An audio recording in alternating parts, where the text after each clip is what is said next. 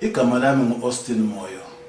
Nginephephandaba engaliqala ngo-2007 eliseMpumalanga eSouth Africa abalibiza ukuthi iKhanyisa Weekly Newspaper. Ngabuye ngaqala futhi ne-restaurant ebizwa kuthiwe kwaShashe Restaurant.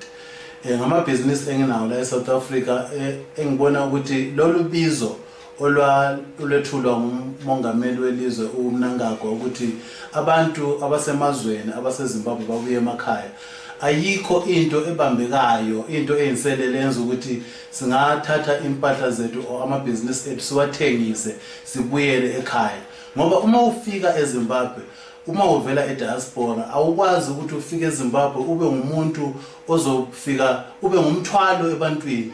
Noma ufike eZimbabwe uqale ulungise iCV ufuna umsebenzi. Ayikho imisebenzi eZimbabwe. Kufanele uma uvela eDiaspora ufike eZimbabwe ube ngumuntu ozoba ngumqhashi, uqhashe abantu obathole eZimbabwe nabanye ubuye nabo eDiaspora.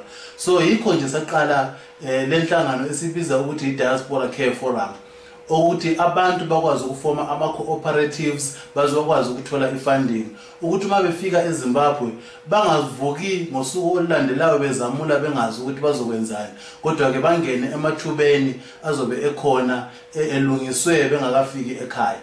Yiyo into obizwa ukuthiwa yi-voluntary repatriation leyo.